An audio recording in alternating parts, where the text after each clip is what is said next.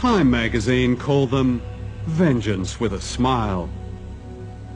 And the West's best news for years. Others described a gleam of light in Asia.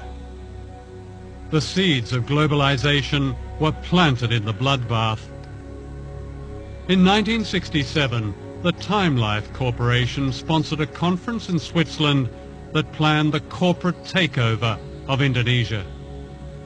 It was attended by the most powerful businessmen in the world, such as David Rockefeller. The giants of Western capitalism were represented. The oil companies, the banks, General Motors, British Leyland, ICI, British American Tobacco, Lehman Brothers, American Express, Siemens. Across the table were Indonesian leaders approved by General Suharto. For Western business, it was the start of the gold rush which later became known as globalization. No one mentioned the killing of 1 million people.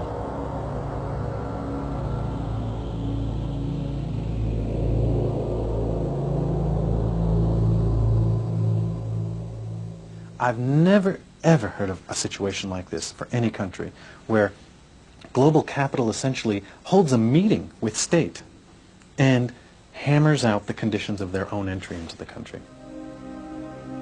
The conference went on for 3 days. The first day was when the Indonesians spoke and essentially made their case. They divided into 5 different sections on the second day. Sectoral meetings, mining in one room, food services, light industry in another, banking and finance in another, Chase Manhattan was there, and simultaneously they hammered out policies that were going to be acceptable to these global investors on a sector-by-sector basis, with each of the people going around the table saying, this is what we need to see, this, and they basically designed the legal infrastructure for investment in Indonesia.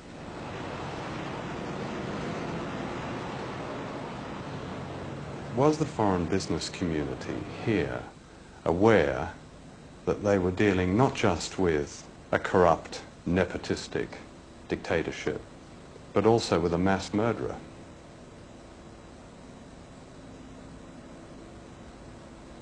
That's a very general question. Well, no, it's quite specific, actually. I mean, mass murder is mass murder.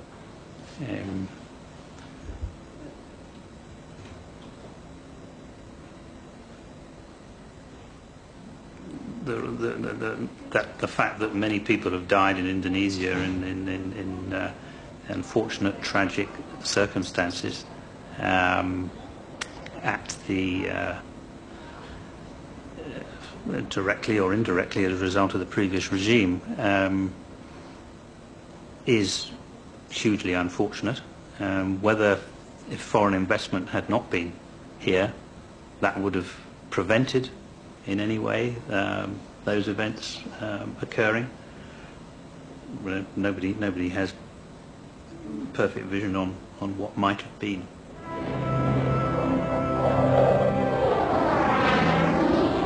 Globalization began in Britain in the 1980s when Margaret Thatcher dismantled much of manufacturing and poured millions of pounds into building up the arms industry. Indonesia became an important British arms market, and General Suharto was sold everything lethal, from fighter aircraft and missiles to warships and machine guns. Unknown to the British public, millions of pounds went to the dictator in export credits.